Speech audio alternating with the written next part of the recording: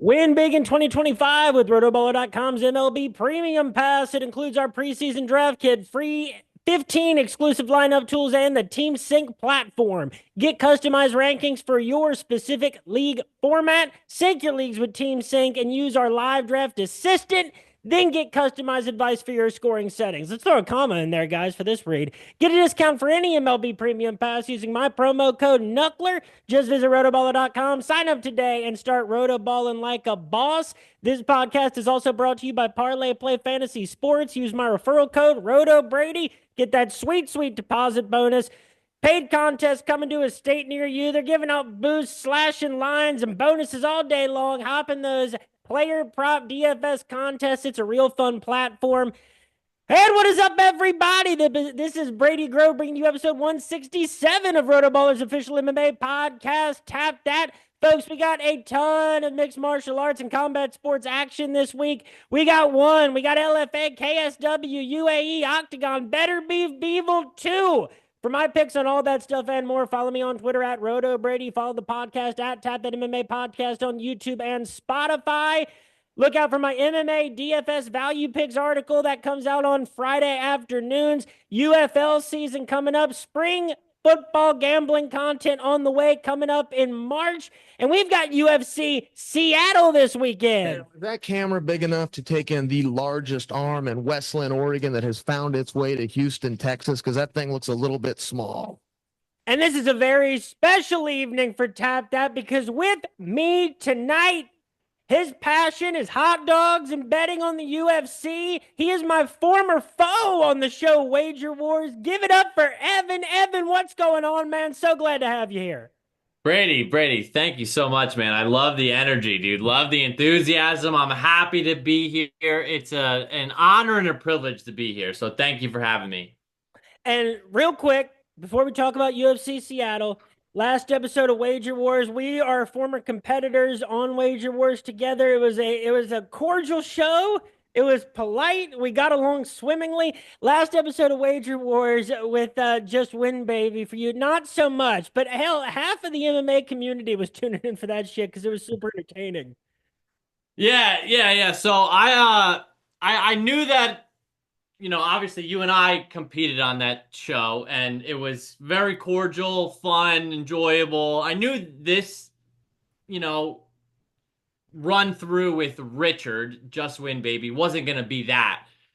I didn't know, though, that he was the biggest shitbag on planet Earth. So that's where I underestimated him. And that's on me. And you live and you learn, is what it is. What are you gonna do? Wager Wars is a great show, great program. Love Cody. I'm gonna be on there again. I'm sure I'll run it back with Rich at some point. But you know what? At the end of the day, we got fights every week. We got to keep our eyes on the prize, and I'm about making money. So I'm very positive on the year. Richard is very negative on the year. So he likes to act like he won the Super Bowl, beating me head to head, and by thin margins. But in reality, the grind never stops. So I'm happy to be here. I'm happy to look at this card with you and find some winning spots for the listeners. And just real quick on that point, because really I've very little experience with Just Win Baby. The only experience I have with Rich is just your interactions with him. Same as that other dude. I don't even remember his name, but that speaks a lot about him. So the thing is with the MMA community is, if you told someone like, hey, there's this guy over here, he's really into basketball. You're into basketball, right? There's a good chance you'll probably get along and be able to have a good conversation. Yeah. If someone in a social setting came up to me and was like, Brady, you're really into MMA, right? There's this guy over here who loves MMA. There's a 50% chance that I would hate it more than anything. There's a 50% chance we get along great. But I know. there is a real chip on your shoulder or community in MMA people, whether they're cappers or journalists or just people that have these bullshit accounts that, use a fighter as their avatar or whatever. And it's like, dude, and I'm going to stop my dog from hitting the door here in a second. But the thing is, everybody takes themselves so freaking seriously, man. Like, I don't care if I end up minus 500 for the year, as long as I'm learning stuff and trying to get better at it. It's a weird sport. You're trying to pick one guy who's going to win on that night. But the journalists, the cappers, my God, there's a 50% chance you'll like them. There's a 50% chance that you wouldn't spit in their face to put a fire out. So Yeah, I agree. Well said. so UFC Seattle, man, it's what a week it's been in setting these fights up. As that one dude pointed out, and I don't know if you're on good terms with that dude either. At the end of after Wager Wars, but there's like almost been more cancellations for UFC Seattle than there have been booked fights at this point. But the fun part about it, and this episode is titled Ray's Anatomy. Being in Seattle, Billy Ray Golf was supposed to be on this card. Now he's gone, of course. We were supposed to get Rob Font, Dominic Cruz, Curtis Blades, Reed Von Kuniev. There's supposed to be a lot of awesome fights. They're no longer on the card, but we're getting a lot of young fighters getting able to step in and get an opportunity here. So it's going to be a fun one. And let's start off with the main event. We got a bantamweight clash here between Triple C, Henry Cejudo, and Song Yadong. Cejudo is the plus 225 underdog, Song the minus 265 favorite. Evan, where I'm coming from on this one is like, this is one where I feel like in the past, I would make a grave error and be like, hey, look, no matter what, I still don't know what Song has proven to me really in the grand scheme of things. We're still talking about, a guy that was a double champion in the UFC, win over Mighty Mouse, but even trying to do that with Cejudo, and you could argue that he beat Aljamain Sterling. That was a close fight for sure. But you're still looking at a guy whose last win was Dominic Cruz almost 5 years ago. At this point, born in 1987 against Song Yadong, born a decade later, for the performance that he was able to put on against Petr Yan, for the beating he was able to take against Corey Sandhagen a few years ago, you still look at the quality of like what are his peak wins. You still have questions about Song Yadong, but this is more of a philosophy play of this. Like for what we remember about Cejudo, it is just too difficult to win under these circumstances. And Song Yadong is a young, dynamic, athletic killer, and he has been faced at least against the division's top competition at this point. If it's me picking a method of victory here, like I do think Song Yadong probably wins this fight like maybe 65, 70 times out of 100. And I think that's being conservative. Song by decision is plus 140. And I think that is more a slightly better value than Song by knockout. Considering I do think Cejudo will be able to lean on his wrestling to at least survive the course of 5 rounds. Yeah, really well said. So right now the best available on Song is minus 265, I believe. So that kind of, puts him right at, 72%, kind of where you would. So the line's probably pretty close to accurate if that's how we're capping it. So it's interesting that you brought up Henry Cejudo's strength of schedule. Obviously, all right, loses to Rob Dvalishvili. He Okay. loses a split decision to Aljamain Sterling. I do believe it was the right decision. Aljamain, I believe, won the fight. Dominic Cruz, not that impressed, right? Marlon Moraes, TJ Dillashaw. What does that tell us? That's going all the way back to 2019. If we look at Song Yadong, loses to Petr Yan, beats Chris Gutierrez, Ricky Simone. We'll talk about him, I'm sure. Corey Sandhagen loses to Corey Sandhagen and beats Marlon Moraes. Their strength of schedule is it's not that far off. Obviously, there's a 10-year age gap if we want to take Song Yadong's age at face value. I think at the end of the day, I'm playing numbers. I did bet Henry at plus 240. Best available right now is, plus 235 on ESPN bet. So, yeah, I do believe there is a little bit of value on Henry Cejudo. I believe that he is an elite athlete. I do believe that he is a guy who has chosen his opponents pretty wisely. And I think it's closer to a 50-50 fight than the odds indicate. So I definitely believe Song is a favorite for a reason. I believe he should be a favorite, but at minus 150 is as high as I'd go. I think Henry has great cardio, great wrestling. Song he's fumbled the bag before, so we'll see. I think it's a great fight. I'm on Henry though, from a betting perspective. And these are my least favorite kind of fights to bet, because you try to imagine how you think it plays out. And we've seen 100 situations in similar fights on both sides. We've Hmm. guy, be proven to be not quite ready, even for the guy that's 38 and has, had these hiatuses. And then we see the complete opposite. So you're trying to play it through on what you actually envision happens, and it's just misleading. It's like it's fool's gold or a mirage, whatever would be the best metaphor for that. But it's like, man, like this is like this really is. I don't want to say it's Song Yadong's to lose, but this is up to Song Yadong. Like this is up to like how much you've improved. Can you bridge the gap that you need to in that time? What did you learn from the Sandhagen fights and the Piotr Jan fights? And for Cejudo, it's how focused are you really on this? You must be decently focused if you're taking a fight night main event against a guy that isn't, a legend of any sort.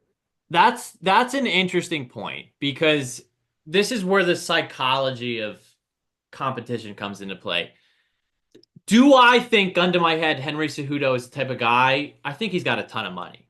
I think it's pretty well documented. He's got a ton of money. Do I think he would take a fight just to take a fight? I don't. I think that he's a guy who, Triple C loves his legacy. I don't think he's taking this fight unless he's coming to win the fight. So if I think Henry's coming in with cardio and a game plan, I think that it's closer to 50-50. So that's just my take. And we'll see.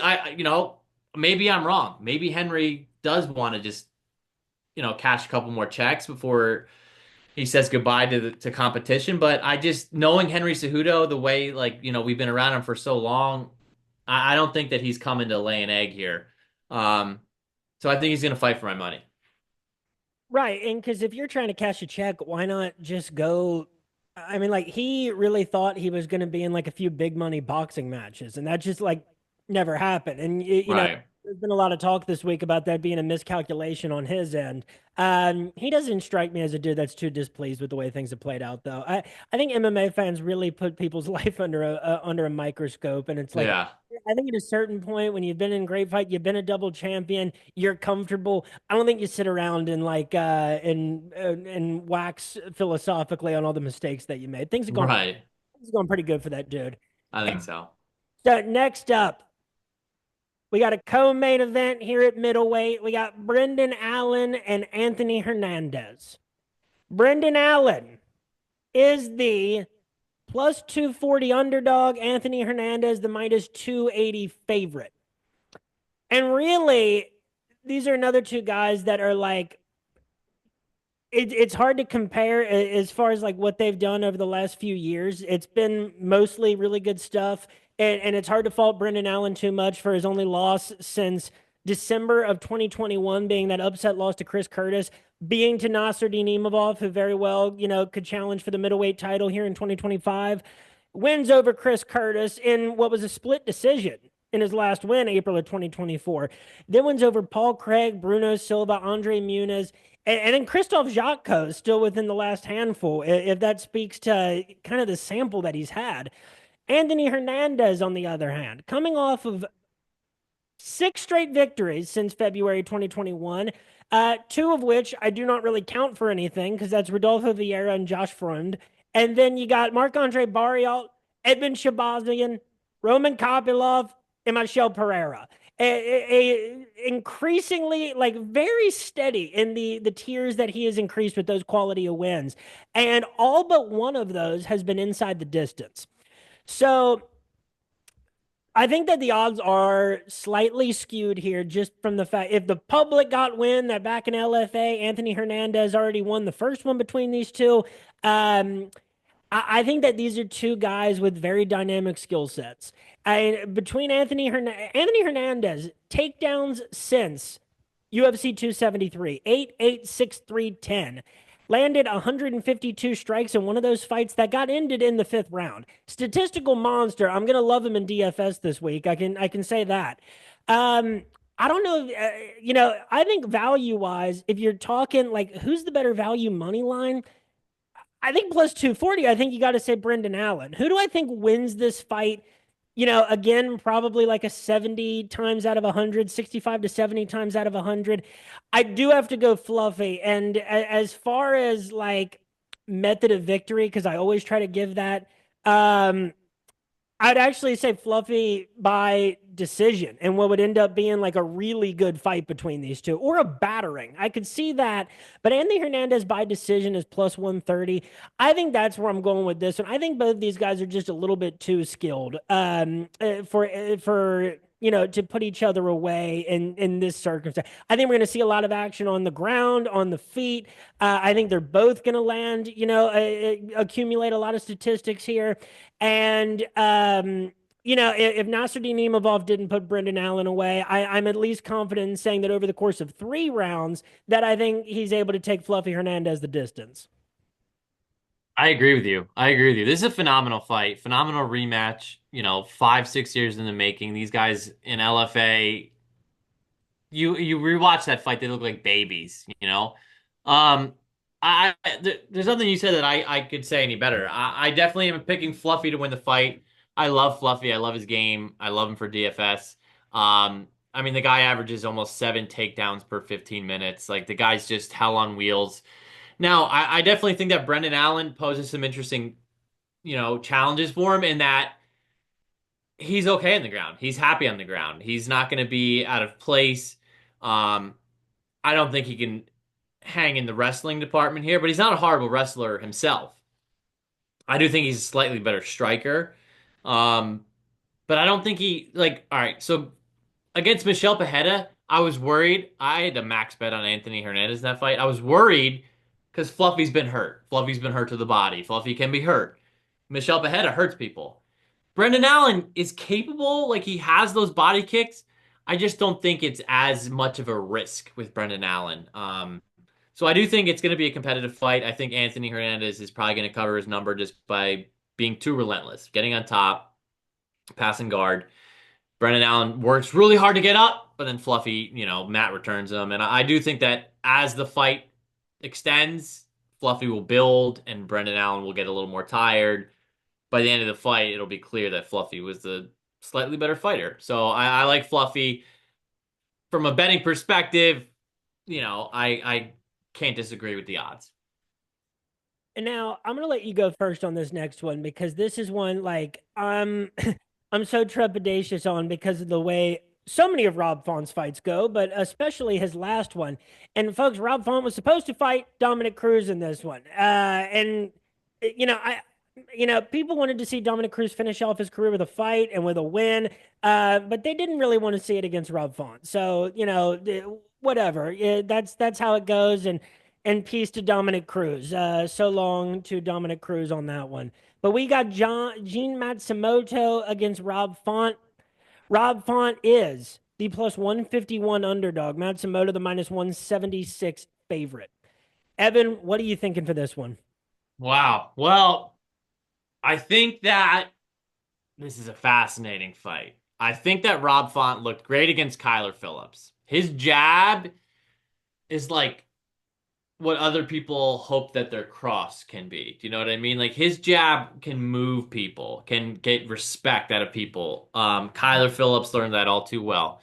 If you look at his last 3 losses, he's lost to Davison Figueiredo, okay, Hall of Famer, Corey Sandhagen, Cheeto. These guys are big, powerful, violent people.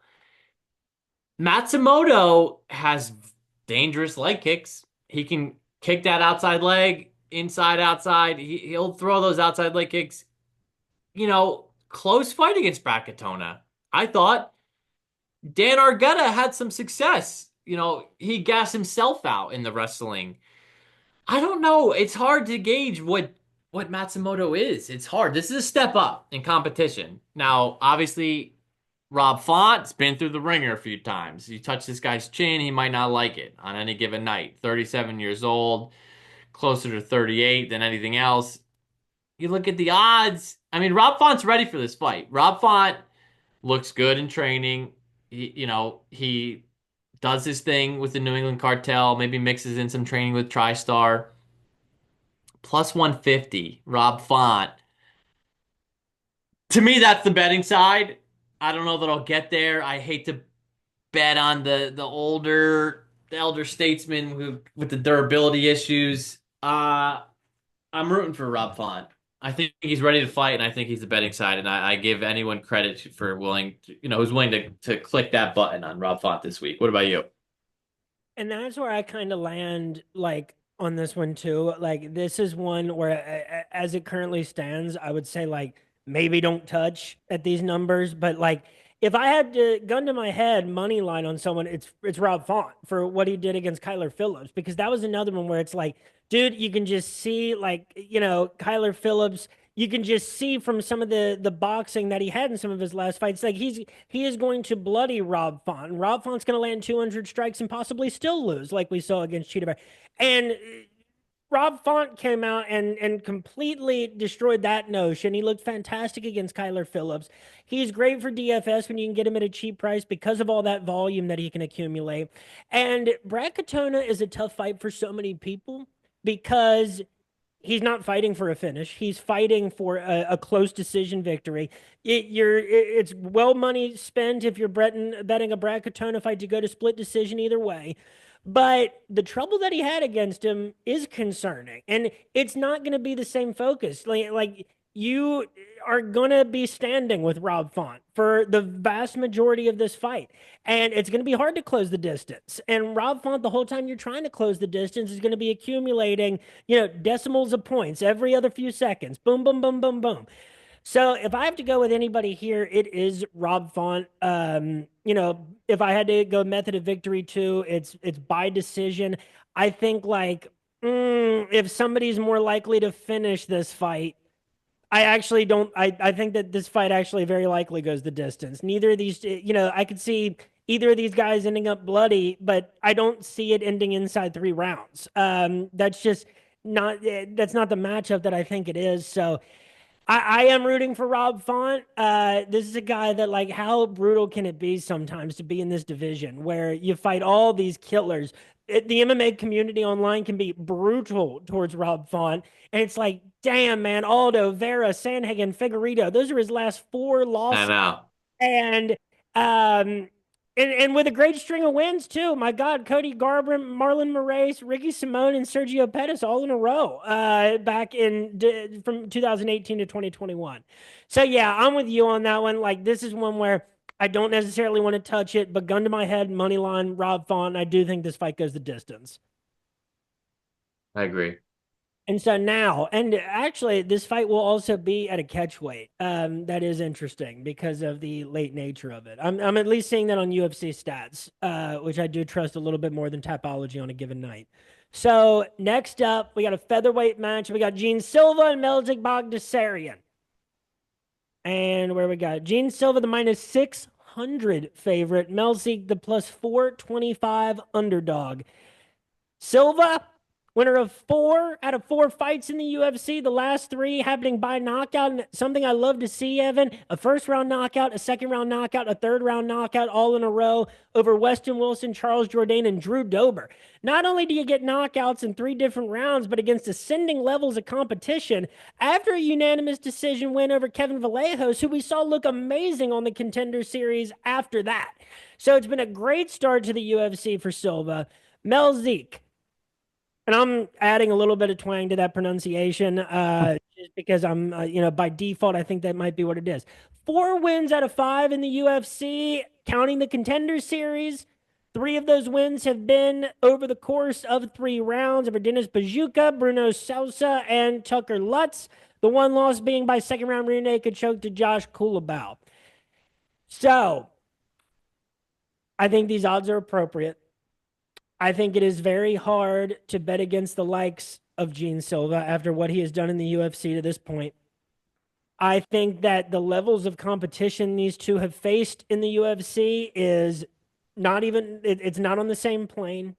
And I think that, if Josh Kulabau is the one that's finishing you by rear naked choke when he hasn't submitted anybody else in the UFC and was taking everybody else to split decisions, I think the last thing that you want to see across the octagon from you is a killer like Gene Silva. Um, minus 600 in the UFC for people with so few combined UFC fights. I guess that always gives me some sort of pause. But, Gene Silva by knockout, which is minus 125. I can absolutely live with that number. I think that you could also go like with a round too. I think you could do like if you wanted to go crazy, Silva in round two by knockout plus 425, Silva in round two plus 325. I think it's a fair medium for like, I don't think Melzik can, make it to round three like Drew Dober was able. I don't think he necessarily has that kind of durability. We haven't seen it tested like that. But I at least think he has like the skills and the chops to make it out of the first round, and the damage from Silva tends to accumulate. Yeah, absolutely. So Melsik Bagdasaryan is a very interesting one. He is a guy who's 33 years old, has incredibly fast hands. He's a very good striker. He recognizes, like after his last win against Tucker Lutz, and they give him like the microphone, say a few things. He went on a pretty good rant about how I'm not currently a good MMA fighter. I need to do A, B, C, X, Y, Z. I need to get better at this. I need to manage my, cardio, energy exertion better. I think that at 33 years old, I don't think that he's peaked yet. I think he's actually, we're going to see a, you know, I don't think we've seen the best version of him yet inside the octagon. Um, I think that the number, first of all, look, Gene Silva, let me just say this. I think he's amazing. I bet Drew Dober against him. I was obviously very wrong. He is so good. He counters so well. He really sees strikes coming at him. There are nuances to striking, and he is an elite striker.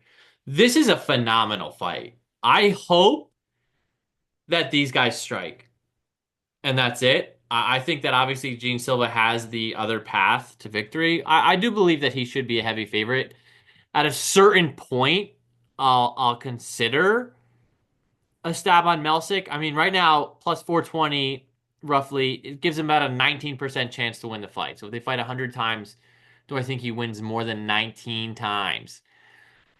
Well, let's see what happens to the number. I mean, if everybody puts Gene Silva in their parlays and you'll give me plus 500, I'll take a stab on Melsik because we've watched this sport for a long time. It's just eventually it's like trading stocks. You know what I mean? Like Gene Silva looks phenomenal until he doesn't. You know what I mean? Like they're human beings. So I definitely think Gene Silva is amazing. I love him as a talent. I don't have a rooting interest in this fight, but I do love the matchup, and I think that Melsik is more live probably than the market, just because he is a phenomenal striker with very fast hands. Like he actually presents some problems in the striking that Drew Dober didn't present. You know what I mean? Like Melsik is taller than Gene Silva, has a longer reach than Gene Silva. Despite that fight being up at Dober's weight class, Dober's got those T-Rex arms, you know what I mean? And Dober fights how he fights. I think that Melsik is a different challenge, and I'm excited for this fight. That's really all I got. I mean, who knows if it blows out completely? Maybe I'll take a stab on Melsik, but otherwise, it's dog or pass, but mostly a pass. And speaking of having a rooting interest, and speaking of trading stocks, next fight we got a light heavyweight matchup between Alonzo Minifield and Julius Juice Box Walker. Evan, I just had Juice Box Walker on this podcast not Did that you? long, right after he had beaten Myron Dennis. It was not long ago, and he was telling me like, yeah, just waiting for the call, like should be any day now, just taking care of business. And this fight was one of those fights like people were excited for. He's been on a lot of prospect list over the last year. And this is a big fight to come in and step in on UFC Seattle that's seen so many cancellations. So we've got Julius Juicebox Walker, the plus 185 underdog. Alonzo Minifield, the minus 220 favorite. And, the point about trading stocks, Alonzo Menifield was a guy that, like, before he fought Carlos Olberg, I was like, why is he such a heavy underdog against Carlos Olberg? Think of the last handful of fights he's had. It's good competition he's beating. He's looked good. And then he didn't. Against Carlos Olberg and against Azamat Murzakanov, he did not look good. He got brutalized in those two fights and knocked out very early against Carlos Olberg. And Azamat outstruck him 45-15, knocked him down en route to that second round knockout. Julius Juicebox Walker, folks. If you didn't catch the episode here on Tap That, this guy has fought at heavyweight, light heavyweight, middleweight, out of the St. Louis area. He has a win over Niall Bartling, who has, really solid heavyweight experience. What was it? Niall Bartling, I believe, has fought at heavyweight against the likes of Zach Powell. He was on The Ultimate Fighter. Yeah, he lost to Zach Powell on The Ultimate Fighter. Then he ends up beating Bevan Lewis to defend his Synergy FC title, and then just came off of a win over former Glory kickboxer Myron Dennis by first round ground and pound. So Julius Walker, in a very short period of time in 2024, racked up a lot of really validating wins. And Alonzo Menifield, now born October 18th, 1987, getting up there in age, coming off two straight knockout losses. And especially with Jimmy Crute and Dustin Jacoby, those are his two wins since October of 2022. Those have not aged well. I've always liked Dustin Jacoby, but there is an expiration date on people, and light heavyweight is a weird division to try to call. And Jimmy Crute, who the hell knows what's been up with Jimmy Crute since that injury? I'm rooting for him to get back to what we thought he could be, but that last fight was a real disappointment. He had a lot of opportunities to win that, and he just couldn't secure it. So I would love to tell you, man.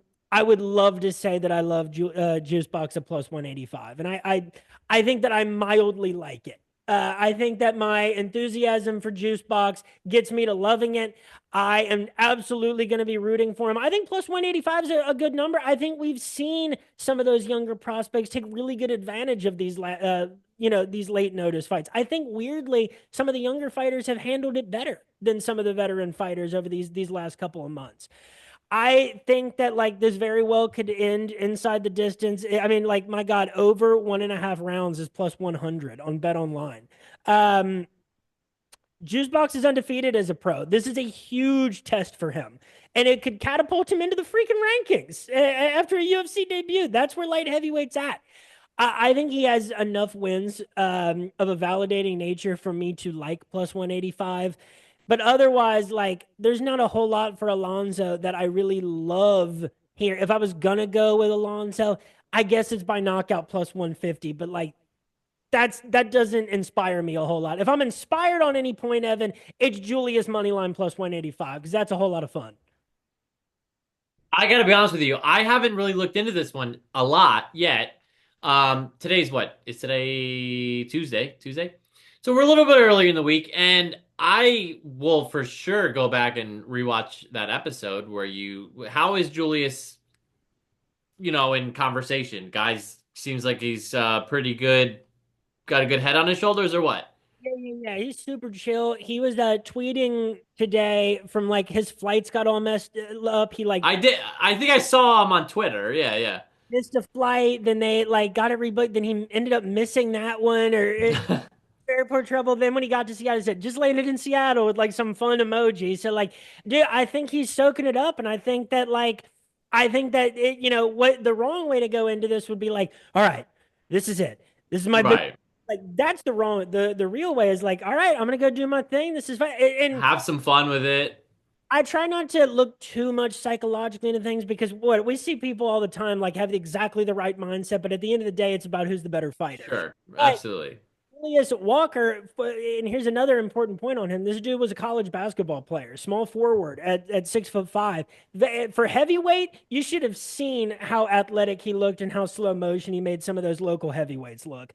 So that's another factor too, as Alonzo Menifield gets up there in age. I think Julius Walker has a notable speed, athleticism advantage. You don't get too many college basketball players in mixed martial arts, let alone I guess they'd have to be in these bigger weight classes. But that is an important factor for me. Is you played a weird sport before you came into combat sport? Weirdly, unless it's football, because that doesn't sometimes that doesn't test well, but that is an important thing here. He's got about a 5 inch reach advantage. He's taller, longer, younger. His foundation style on Tapology is ninja shit. There's a lot to like. There's a lot to like about Juicebox. So look, I'm in. Fuck it. Light heavyweight. We could use some new blood. Alonzo Menifield's kind of just been like a guy, kind of a nothing burger from like a personality standpoint. I gotta do some tape, obviously, but let's see what happens. I mean, there's a trend where it's like the closer you get to fight time, it's just like everybody's building parlays and throwing all the favorites in the parlays, and it's like maybe you get plus 230, plus 240 by fight time. That's I'm really exercising some patience in my the older I get in this game is like just sit down on and don't get too hasty. Let's see what the market will give us by fight time. So that's one I'll definitely look into. And I'm excited to watch that episode you had with them as well. And so we got another light heavyweight matchup. Zion Kudalaba and Zebo Aslan. And here, Eva Aslan is the minus 172 favorite. Kudalaba the plus 147 underdog. Kudalaba, 2 wins in his last 6 fights. Had that skid against Ryan Spann, Johnny Walker, Kennedy, and Chekawu. NZCH is that's always tough. Who's now wait? And weirdly, man, these wins against Tanner Boser by first round knockout. What was that? That feels like 7 years ago that was happening. Took a loss to Felipe Lins by unanimous decision in between at UFC 299, coming off of a split decision victory over Ivan Erslan, outstriking him 45-39, 3 takedowns to win. That was a split decision victory. The real problem, and it's funny, he has a win over Khalil Roundtree. He's fought Glover Teixeira. He's fought Jared Cannonier. He's fought some really good fighters. It's also the reason why his record in the UFC, especially over the last, this decade, is not very good. Ibo Aslan, on the other hand, 3 straight knockouts since the Contender Series. Obviously, the question is, who did he knock out? Paulo Renato Jr. on the Contender Series in the first round, Anton Turkalej in the third, Rafael Cerqueira in the first back at UFC 308. Oh my God, this is a hard one. These are another kind of least favorite to pick because how do you possibly compare what these two have done over these last few years? I think Kudalaba, it all comes down to do you think Ibo Aslan is going to be a pretty good light heavyweight? And it's still so early, and the competition that he's faced, very questionable. When you're able to get off 28 strikes to Rafael Cerqueira's 1 back at UFC 308, very impressive. But it was a lot of hooks. It was damage. It's how he got the fight over with. But against Turkalej, there were challenges there. I mean, it was 74-55 in the striking. His strikes are always meaningful, and I think he's won 13 of his 14 professional wins by knockout. So there's that. I think it would be logical to suggest that Kudalaba could definitely hang here. I think a logical underdog considering, just the takedown numbers alone that he's had and the quality of competition that it took to beat him. Tanner Boser really, there was a time where he was a ranked heavyweight and it's something. Felipe Lins is a guy that just grinds you to a halt. There's not going to be more than 120 strikes usually landed in a Felipe Lins fight. I think if Kudalaba can land 2 to 3 takedowns, keep the striking close, this could end up being a close decision. It could absolutely end in a knockout, but it takes a crafty guy a lot of the time to knock out Ian Kudalaba. It takes a lot of threats. And Ibo Aslan, I just don't know how many real threats he has except for really hard punches. Kennedy's got crazy physical tools. Johnny Walker's Johnny Walker. How do you, that's like trying to predict where any atom is in the universe at the time. Ryan Spann always looking for those, those slick chokes and whatnot. So hard to compare those.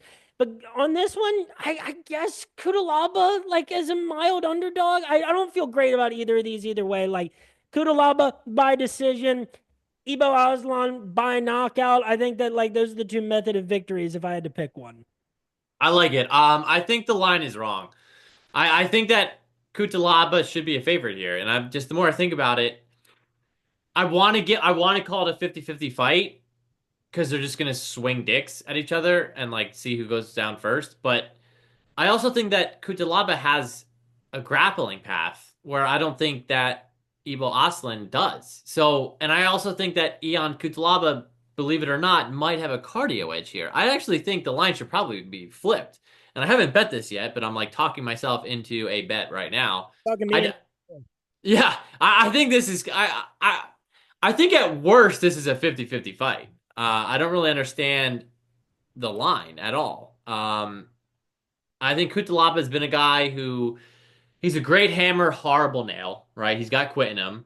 Maybe he just takes a couple punches and just wants to get out of there. Fine. But that's the game we're playing. We're playing numbers and we're betters and you have to be willing to lose bets.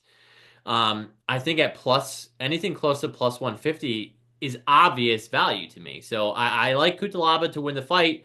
What if he comes out and shoots takedowns? And Aslan has 5 minutes of cardio, and next thing you know, it's round two. And maybe they're both a little bit tired, but Ion Kutalaba just banked round one. You know what I mean? Like I just can't see how the line makes a ton of sense personally. But we'll see. And I'm gonna bet Kutalaba. an underrated prop here is maybe this fight goes to a draw. I could see Ibo almost finishing Ian Kudalaba in the first round. Kudalaba surviving and actually kind of being like a boring fight past the first round. Draws are due, and draws are due. So plus 6,000, I'll sprinkle a little bit of that. So, are you cool to talk about three more? Yeah, absolutely. All right, cool. We've got a featherweight matchup between the guy with the worst nickname in the UFC that I've seen so far, Andre Touchy Feely, and Melchizio Costa. Feely is the minus 103 underdog, Costa the minus 117 favorite. Now, Andre Feely, Feely's like this guy fights every other day, but the activity actually hasn't been crazy over the last few years. Winner of 3 of his last 5 back to September of 2022. See, not a lot of activity, really. Winner beat Bill Algeo by split decision, a fight that a lot of people question the outcome of for sure. First round knockout over Lucas Almeida, and is coming off of a split decision victory over Cub Swanson at UFC 303. The 2 losses in that time, and really all the losses since January of 2020. Sadiq Youssef, Bryce Mitchell, Nathaniel Wood, Danny Ige. Those are very understandable. And like we've always known that Andre Feely has a ceiling, and those guys are his ceiling. It's respectable. But really like his ceiling is being like a bare minimum ranked fighter. Like, could Andre Feely ever work his way into the rankings in this era? Probably not, but he, that was about the level, hovering 14 to 17. That was his best. Costa, on the other hand, winner of 2 of his last 3. 2-2 in the UFC. Those 2 losses came both in the second round to Thiago Moises and Steve Garcia. The wins by unanimous decision, landing 100 strikes and 3 takedowns over Austin Lingo. He is coming off a 3rd round submission over Shailen Naradambeki, June 2024. In a fight, Evan, where 22 combined strikes were landed up into the 3rd round, 16 for Costa, 4 takedowns for Shailen. Yeah, man. I think this is one.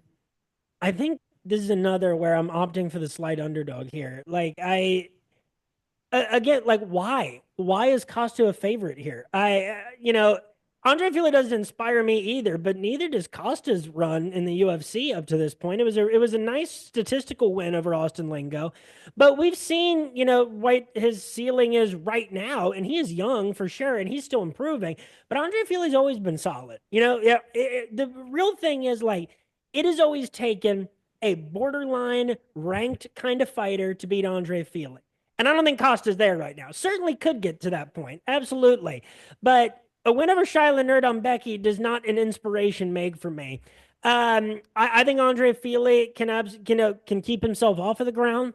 That'll be important. I think that Andre Fili's good at dictating the pace of the fight, and he's kind of a good matador out there. It not necessarily a high volume striker, but he does what he needs to do in those fights. And this could end up being a close decision. I could absolutely see that. They each land a couple of takedowns. They each land in the neighborhood of 50 to 70 strikes. So I would be comfortable just going Andre Fili as a very slight underdog minus 103. I could absolutely see my way to Fili by decision plus 190. I think by knockout might be a little underrated at plus 475. Andre Fili by split decision is plus 650. I could see my way there too. I agree. I think that Feely should be a slight favorite here, and I do like the fight to go the distance, so I do think there's some value on Feely scorecards. I mean GTD is minus 180.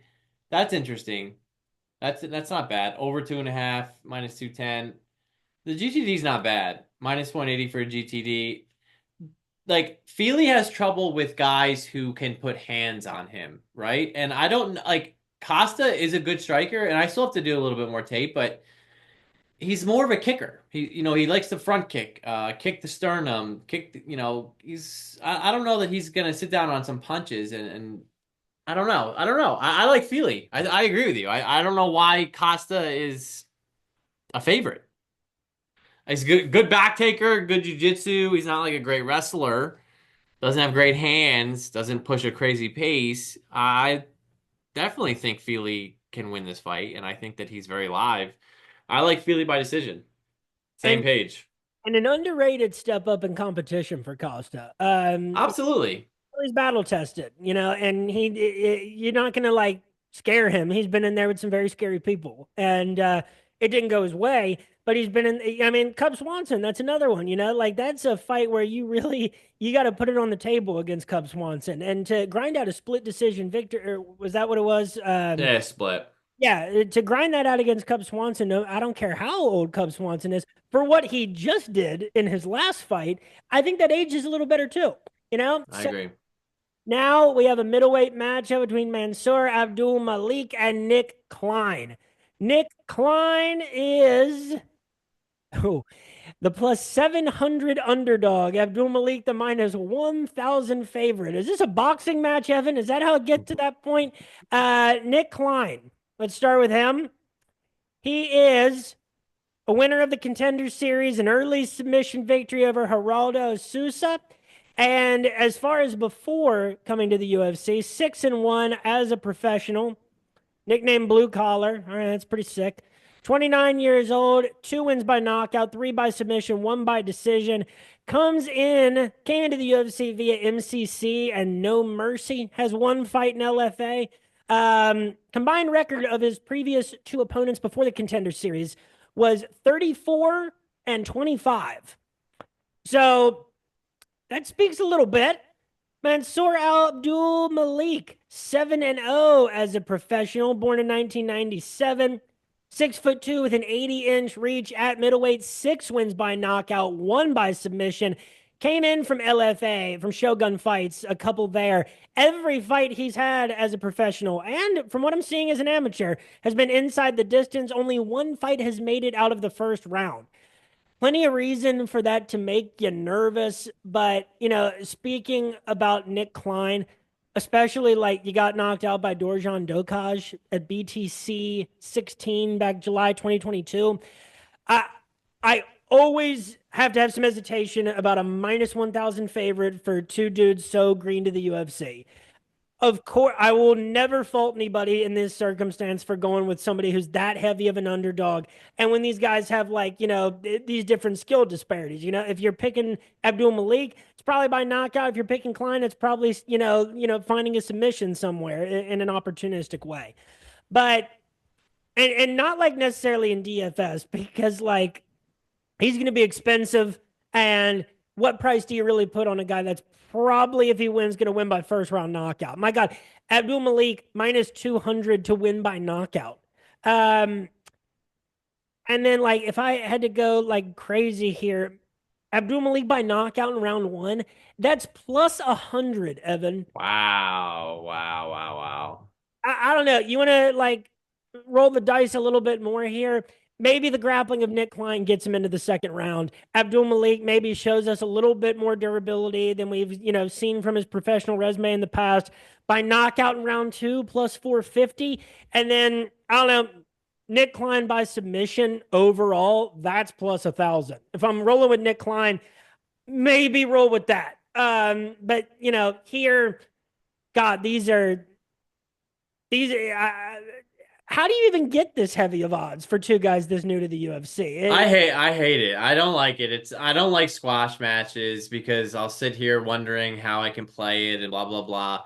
And I do believe this is a squash match. Like I don't think that I'm gonna look at Nick Klein and think that he's live. I think this is just lamb to the slaughter. Like Nick Klein was an underdog on the Contender Series.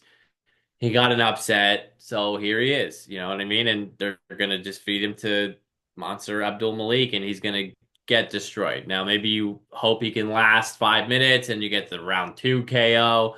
It's just not my favorite fight to look for betting angles. Just in general, like these types of squash matches.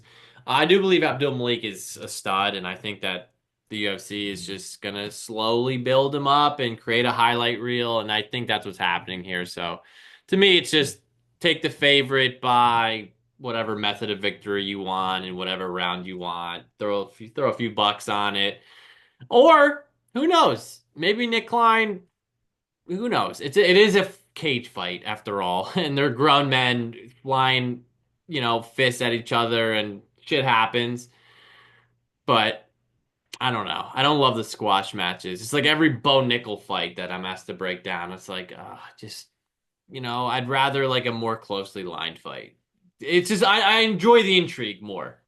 And I'm not saying this to be a dick to Nick Klein. I mean this like in all actuality. What a crazy sport where like, dude, like there's a ton of fighters out there. Like you work hard, you rack up 6 wins against seriously not that awesome a competition, and you get noticed, you make the most of an opportunity, you can make it to the big show. Like this is a crazy sport where you can It just is. in July, and save a card and fight like a guy that's ranked, all these weird situations. So like, there's fighters out there that are 6-0. Keep putting in the work, but keep grinding because like all it takes is getting noticed. And there's not Bellator anymore, so it takes a few less eyes now to get noticed, I suppose. But that's something new will come along, Evan. The sport's always best when there's a really strong second and third organization. And we'll talk about one more, and then we'll let you go for the evening. We got to, because we said we were going to talk about this one. We got a bantamweight matchup here between Ricky Simone and Javid Basharat. Ricky Simone here is the plus 211 underdog. Javid Basharat, the minus 251 favorite. Talking about Ricky Simone here first. He is on a 3-fight skid. Losses by knockout to Song Yadong. Then 2 straight decisions to Mario Batista and Vinicius Oliveira. Vinicius Oliveira, who is coming off a decision win over Said Nurmagomedov. So that's, again, I guess for a guy like Ricky Simone, it's so weird because you go back 5 losses. One of them is to Uriah Faber. That happened not that long ago for him. And I don't know if you saw Faber's fighting Renan Barão in GFL. Jesus Christ, man. Let these poor guys go. I mean, it's their choice. They're grown men. This is a free world we live in. But I don't want to see Frank Mir get knocked out. That'll make me. That'll bring. Anyway. 5-fight winning streak that he was on over Ray Borg, Gaetano Perello, Brian Kelleher, Rafael Asuncao, and Jack Shore. All right. Solid. It got him to the point that he was at. He's fought some really tough guys. He has a win over Marab back in April of 2018. Javid Basharat, all right? One of the 2 Basharat brothers. This guy's born in 1995. He came in with a 4-fight winning streak in the UFC, still 14-1 as a pro. Those wins over Oran Kalon on the Contender Series, that was a submission. Then a bunch of fights go in the distance against Trevin Jones, Tony Gravely, Mateus Mendonca. And then a no contest against Victor Henry. He's coming off a unanimous decision loss to Ayman Zahabi, where Zahabi looked to have new life in him. He looked refreshed. That was a good performance by him. Ricky Simone's still not old here. Now, my biggest concern is like, what would you always say about like Simone is like, you like his versatility, you like the amount of takedowns, you like, some of these fights he had like, good some good killer instincts, some good striking volume, but like actually he didn't. The striking volume was never that high from Ricky Simone. It was always kind of reliant on, being able to take advantage of those ground spots. And against the division's best, outside of the weird win over Marab, what are you going to do there? Where he ends up getting the submission, where he was getting statistically beaten. This is another tough one, man. Like it's the Basharats always give me pause because especially Javid Basharat, you've always wondered how meaningful any of that really was. Decision going Basharat by decision, regardless of which one it was at the time, was always a play. Or those fights to go the distance. It's hard to keep buying into like Ricky Simone in these spots, but like I think we've seen over the last year that Javid Basharat is actually not Vinicius Oliveira. Vinicius Oliveira looked really good in a fight against really good competition his last time out. I'm inclined to say like, what's the single most likely outcome of this fight? It's probably Javid by decision. Probably. I do not fault anybody for going Ricky Simone plus 211, but that is on the principle that Basharat has never actually been as good as his record or any of the hype might suggest. Basharat by decision is minus 160.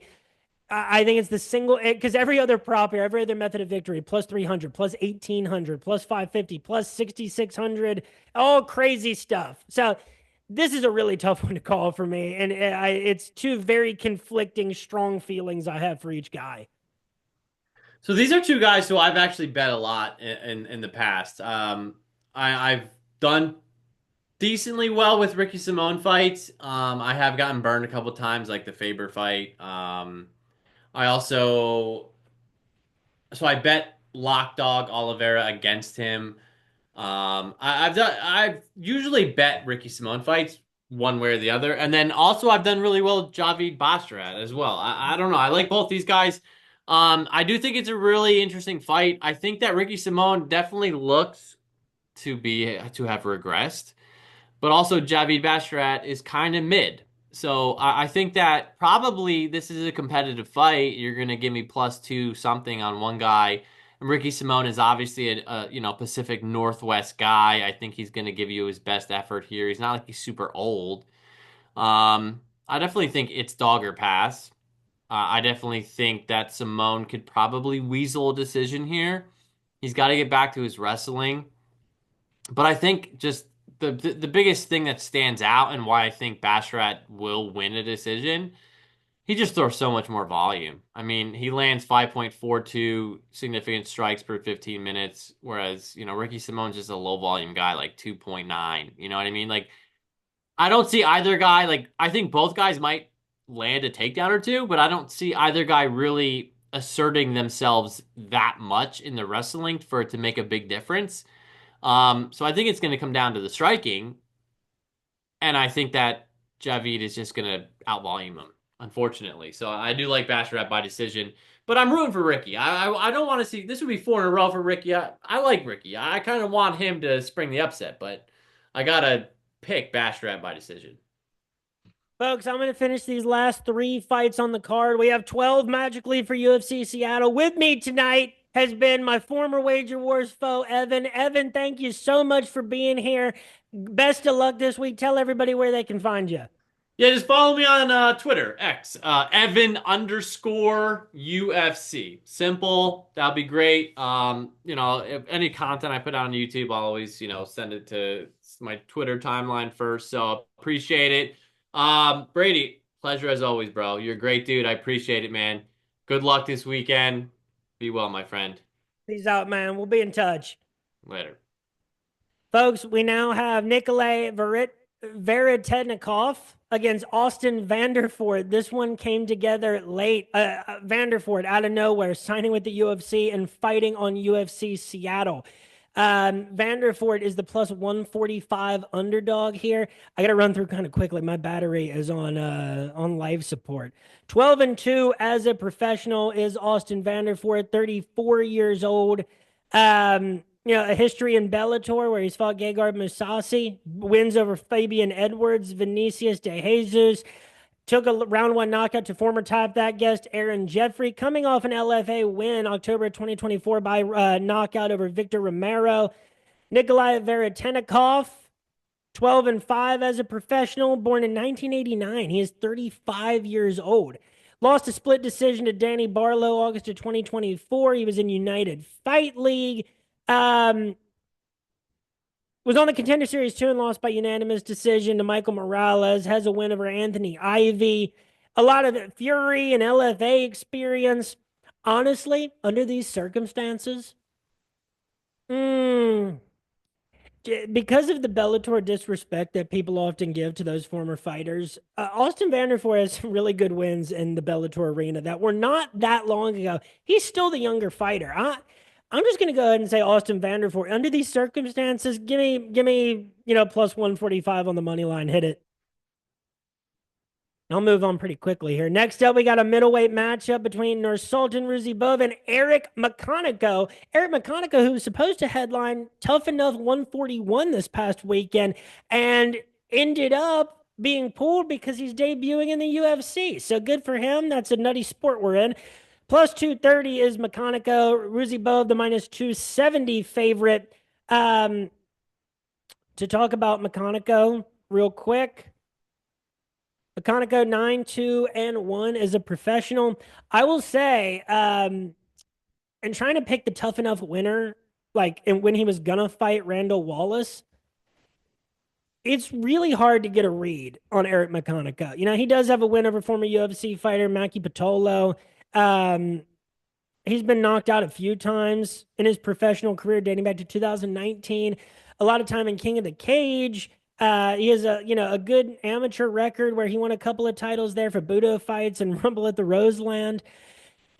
Definitely not a flawless fighter. His last win was against a 28-20 opponent, Jerome Hatch. But, he does have the win over Maki Pitolo. It's UFC level. How meaningful that is, I cannot say. Ruzibov, on the other hand, coming off a unanimous decision loss to Joaquin Buckley, does have a first-round knockout over Cedricus Dumas and a first-round knockout over Bruno Ferreira. Yeah, I think, my inclination here is Ruzibov by knockout. It's cool that McConaughey got pulled from that Tough Enough card to, debut and save another fight for UFC Seattle. I just don't know exactly if he's UFC level. Or at least, out of the basement. I think Ruzibov by knockout plus 145, probably the most logical spot to go. It'd be cool if McConaughey won. I think I probably will be rooting for him. But I was uninspired really with his resume and trying to pick him over Randall Wallace. And so, especially debuting against Nursultan Ruzibov, it's even less inspiring. But again, I think I will be rooting for him here. 9-2-1 as a pro. Still, could be plenty of time ahead of him, even though he's not young at all. And lastly, on this card, with 22% remaining on the battery, we got a light heavyweight matchup between Modestas Bukauskas and Rafael Cerqueira. Modestas Bukauskas. Where's he at? Is the minus 290 favorite. Cerqueira, the plus 245 underdog. Cerqueira, coming off that first-round knockout loss to Ibo Aslan, where he did not look good at all. In fact, Cerqueira's 11-1 as a pro. But, 34 years old, his professional resume was very questionable coming into that debut against Ibo Aslan. A lot of finishes just against opponents that had, not very good records. It's not that they weren't good records. It's just they didn't have many fights. And who knows what their records are now. But, did not make a very good impression in that first fight with Ibo Aslan. Was not able to withstand the storm. And Modestas Bukauskas is actually coming off a third-round arm triangle choke victory against Marcin Prachnio, a fight that he, very well... I don't know what the scorecards were at that time at UFC 304, but he could have been losing. He's won 3 of his last 4 fights against Tyson Pedro, Zach Palga, and Marcin Prochnio. Two of those were by decision. Yeah, the three fighters that beat him between 2020 and 2021, Jimmy Crute, Michael Alexijuk, Khalil Roundtree also has that win over Andreas Michailidis. So, you know, I think really like Modestas Bukauskas maybe just like inside the distance. I do not like Rafael Cerquera. I did not like how he responded in that fight with Ibo Aslan. And ultimately, let's see if they're, let's see, Modestas Bukauskas inside the distance. That's minus 120. That's probably where I'm rolling for that light heavyweight fight. Folks, follow me on Twitter at RotoBrady for my picks on all things combat sports. It's a huge week in combat sports, boxing, MMA. Follow me on Twitter at RotoBrady. Follow the podcast at Tap That MMA Podcast on YouTube and Spotify. Look out for my MMA DFS Values Picks article that comes out on Friday afternoons. Come out to the RotoBaller MMA Discord on Saturday. Let's talk about UFC Seattle, what you're doing DFS-wise and betting-wise. Look out for my spring gambling content once the UFL season starts and any interlude episodes that we got planned in between. Folks, thank you so much for listening. Go follow Evan. Have yourselves a great week. Enjoy these fights and peace.